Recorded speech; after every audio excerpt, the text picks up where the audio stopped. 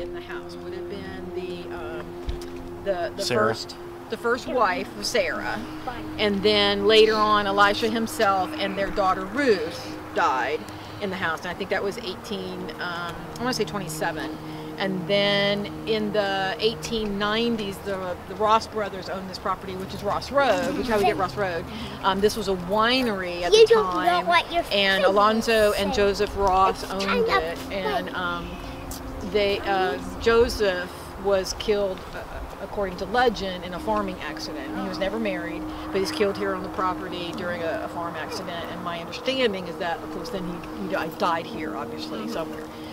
Which is kind of interesting. That was the thing that I think Cincinnati Ghost Tours, Rebecca was telling me that they contacted a little girl out here, but the little girl was telling her that there was a man in that field over there, and was describing him as like a farmer with a hat on, and describing what he was wearing and that sort of thing. And so they were getting sort of secondary information. And I asked Rebecca, I said, "Are you sure it's that field?"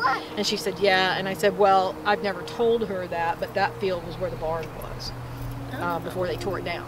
So maybe it was, who knows? Maybe it may have been Joseph. Yeah, who knows exactly. So the first section of the house would have been this room, the one above it, and the stairwell, and that would have been it. And that would have been Elisha Morgan and his wife Sarah. They were both in their middle 30s. They had an older daughter, and she actually moved here early and married a Dr. Snook, Henry Snook. Must have told her parents about the land grab at the time, which they were selling parcels from the Sims parcel at like $1.48 an acre. And so they came and purchased. Now, so we don't know that the house was actually built by the Morgans. In fact, it probably wasn't. What we think is actually that there were two owners prior to that are not listed as living in the house, but they were owners. And one of them was a brick maker. So it's almost like having a presentation home, where you would show what a brick house would look like, because so you make a house that's in brick. So I think this house was already standing when they got it, but 1817 is as far back as we can document the house being on the property. Which is pretty good. Huh? Which is not bad, yeah. And so Elisha and Sarah lived here with their 5 children. So you can imagine two rooms, 5 kids, and 2 adults, right? Sarah, they had their last child here, who was named Andrew Jackson Morgan, because obviously you name your kids after the current president, or at least the one that just died or something like that. Unfortunately, Sarah died within months of Andrew Jackson being born. So again, the inference is from those historical records that she died either in childbirth or complications due to some kind of infection or something that may have set in after childbirth. So she's the first one that we know of that died in the house.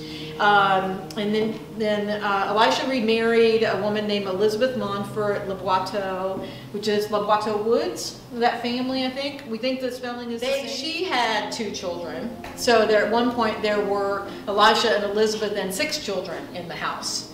And then Elisha died, I think, 1827, and I apologize, I didn't bring my genealogy piece with me. Yes, so 1820, Elisha marries Elizabeth Montfort because Sarah died in 1819, or 1818. And then Elisha died 1827, and Ruth died, his oldest daughter, which she would have been in her 20s at that point too.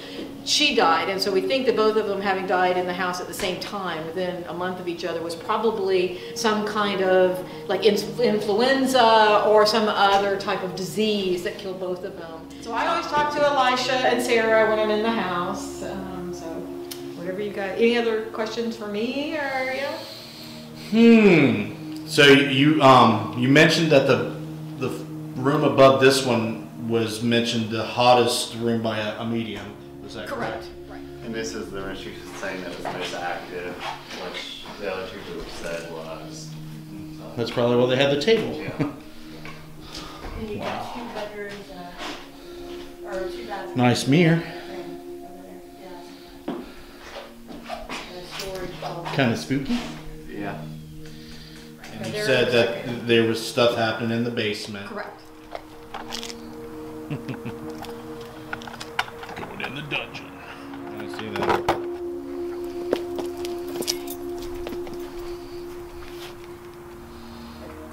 Original floor. Yeah, this is where it gets fun, especially me and heels. Let me tell you. Okay, so as I said, this is your good bones, if you will. But just be careful of your height, because this is also where they had to put all the HVAC and all of that. This was what was the actual well. So the real well, and then that's obviously something. Yeah. Okay. So when we go down, again, good bones. Watch your head. Now we're moving, obviously this is underneath the middle floor. This is the middle floor's fireplace. So now we're moving.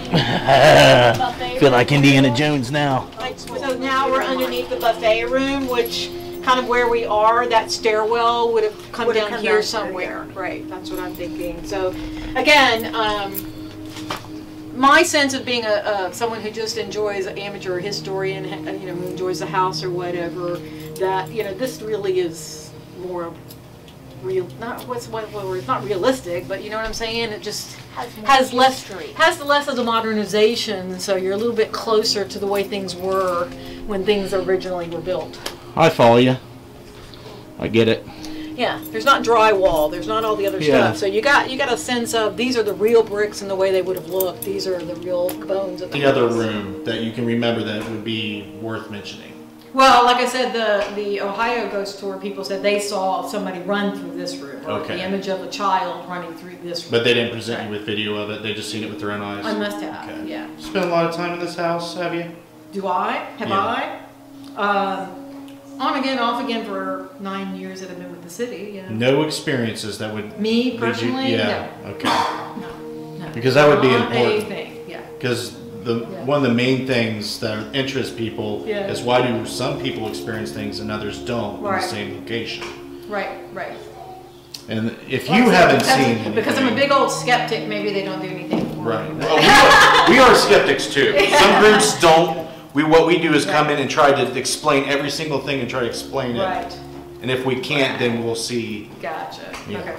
Like I said, I think, whether or not some things could be, I don't know how an ornament could get to a second floor and not be there unless it was an animal that moved it. I mean, you would think, maybe a raccoon, but I don't know how a raccoon would get into this house. I think it's very possible that there's something going on. The fireplaces are blocked. It's not possible to get in. There's enough claims by reputable witnesses to leave your mind open to the possibility. Right. So, I mean, whether it was a squirrel or a raccoon or I can't imagine any other animal, but, it's a possibility that an animal jumped up on the table, moved the things around, got caught by the bright shiny and took it upstairs. But that's logical. The other thing's a lot more fun. The coolest thing you mentioned was the door opening. The door, and that's literally the Sonotrol person saying, and whether or not that's a bad hang on the door hinges, well, we're definitely going to be trying to figure that one out. Things that old houses do, who knows? Yeah. We're definitely going to be playing with the doors tonight. Yeah.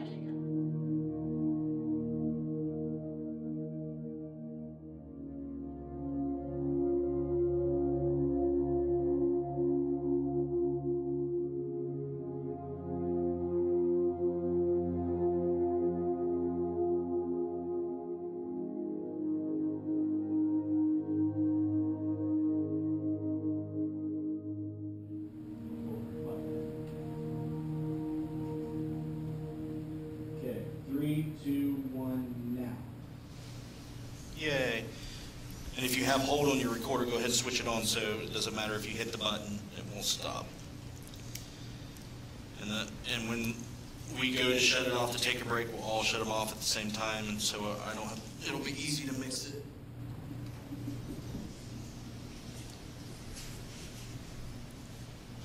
I don't know what that is, dude. Did you hear that? Yeah. It kind of sounded like it came from over here. Was it from the water or something? I don't know. That's the first time I've heard it. All right, Jerry, you got first watch, buddy.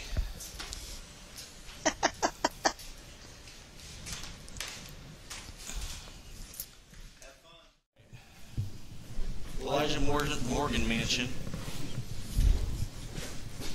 It is February 6, 2015.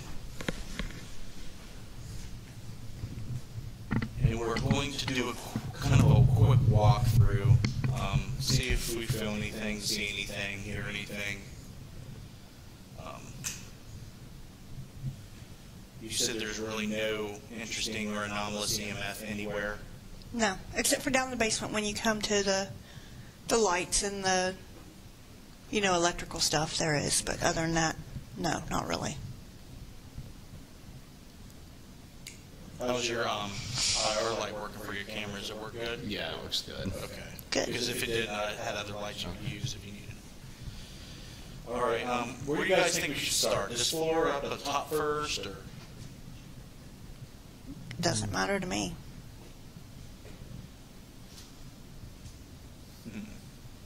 Let's go upstairs. Sounds good.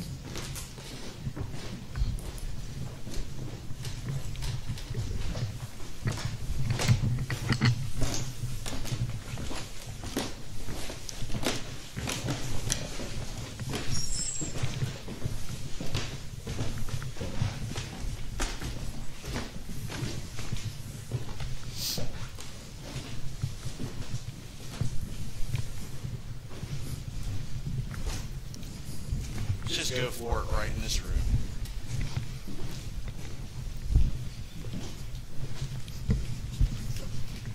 Are you hearing anything? Not. Like a really deep voice.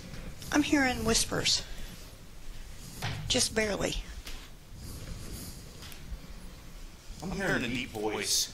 This is the second time I heard it, so I figured I'd say something. EVP session 1, second floor. We're in the room that is allegedly active. I bought a new toy that can hear your voice. If there's someone here in spirit, can you please give us an indication verbally?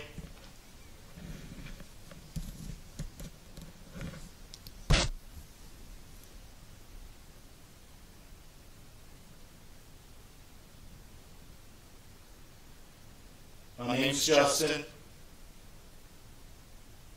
We have Diana and Robert sitting here, and a man named Jerry downstairs. We're spiritualists. We seek spirits that communicate to learn from you.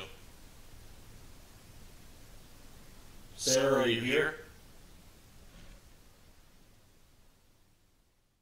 I'm okay. Okay. I'll tell you what, I want to film, and I want you to do this session, just see if it wants to hear a female. If it wants to hear a female.